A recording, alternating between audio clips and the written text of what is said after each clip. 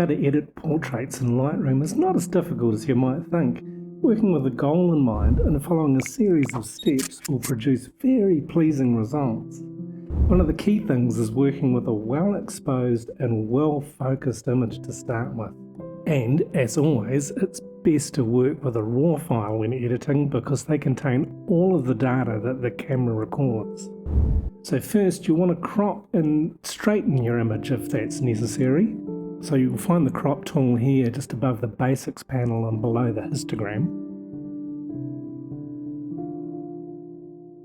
And then you can just grab the handles on either side or the top or the bottom and drag to select the area of the portrait that you want to include or exclude. And then go over to the corner and you'll notice that the cursor will change to a double-headed curved arrow, and then you can use that to straighten your image. Next you'll want to check the white balance of the image to see if it is looking a bit too warm or a bit too cool. This image I'm using I've taken in the evening, so the light was quite warm anyway, and I like it like that, so I'm not going to adjust the white balance at all.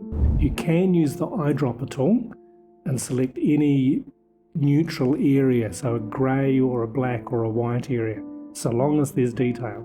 Sometimes the white balance eyedropper will be a little bit too radical, so you can always tweak that again using the slider and just do that by eye to what you feel looks good. When you're using the eyedropper, if you choose an area where there's some colour, it's going to give you an odd reading and a very strange look in your colour balance. So you need to choose a neutral area where there's no colour.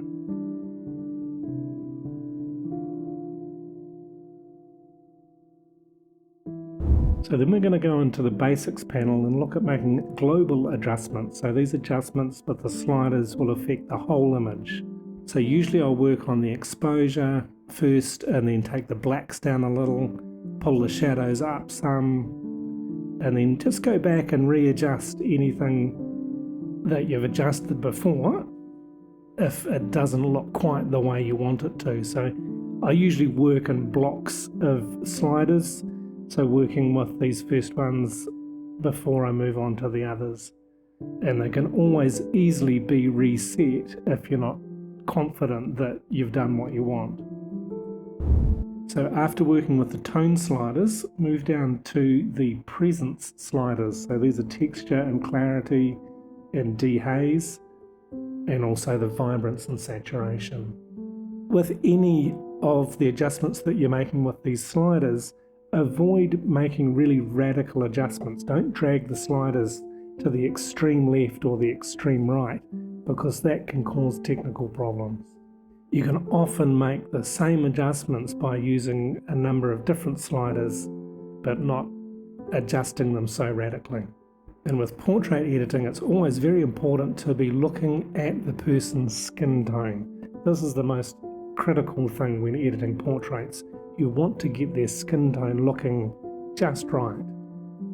So next we'll move on to looking at making specific alterations using the mask tool, and in particular the brush tool.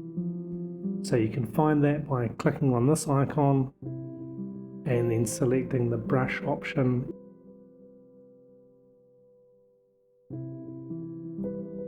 You can choose the overlay color that the brush will paint with, and also the opacity for the overlay. So this can help you see what is underneath areas that you've already painted. You can adjust the brush size by using the square bracket keys or the scroll wheel on your mouse, and then just begin painting. The outer circle on that is the feather, so you can also adjust the area of feather. So I'm just roughly painting over the background area here to illustrate how this works, how it functions. And I'm not being too careful about where I'm painting close to my model, because you can always go back and erase areas where you've gone over the edges. And then for greater detail, you can zoom in and adjust the brush size again and paint in more specifically. This is also good for erasing because you'll be able to also more clearly see areas where you've gone over. So take time to be as precise as you want. When you're editing a portrait in Lightroom, this can be very time consuming if you want to go into great detail and control very specific areas. So once you've painted over the area that you want to make adjustments to, then you can use the sliders again and work with the contrast and the exposure and all these tools that you've had in the basic panel to adjust only the area that you've highlighted with the brush. So working on the background here to get it looking a little bit darker, a little bit underexposed more than what it was, and this will help my model to stand out a little more.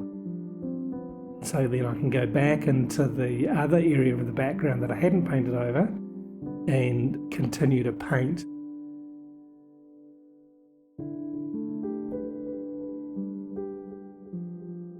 And at this stage, once I've made adjustments, you'll see that the colour is no longer showing, the overlay is no longer showing, but the adjustments are showing.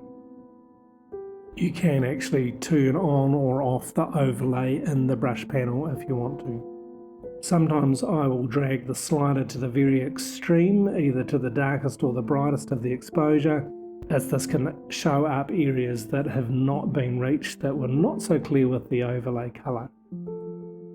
So here just retouching areas and just making sure that all of those background parts are affected by the brush.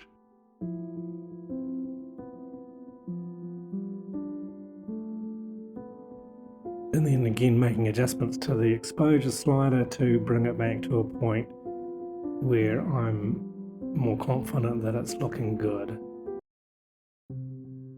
I can add another brush by clicking on the plus icon and then starting to paint again, because this area behind her is a little bit darker, and so I want to have the exposure, particularly the exposure in this area, different than the lighter area that's in front of her.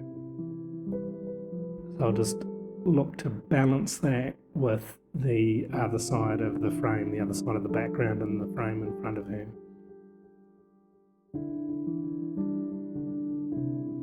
One of the real keys to working with any of these controls in Lightroom is to experiment.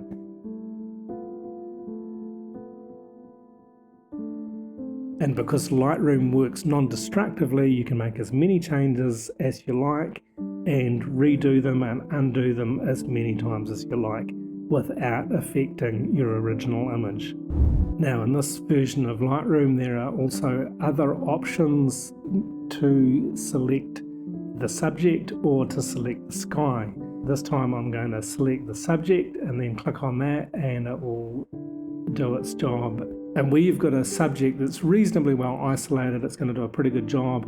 You can also then invert that selection, like in my situation here where I wanted to work on the background, it will invert that. But you'll notice that when it's done this, it's also included the railing, which I had not included when I had manually painted over my background.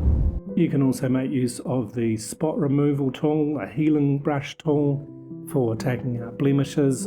I've not needed to do this with my model because her skin was really nice and her makeup was very good. So there's a basic walkthrough of how to edit portraits in Lightroom. And as I've encouraged you before, take your time and practice and just experiment with the different sliders, because every portrait is different, every person is different, every lighting situation will be somewhat different as well. So take your time and enjoy it. And if you've enjoyed this video, please give us a thumbs up and a like. And if you're new to our channel, please click that subscribe button and the bell icon so you can stay up to date with notifications when we release new videos. Thanks for watching.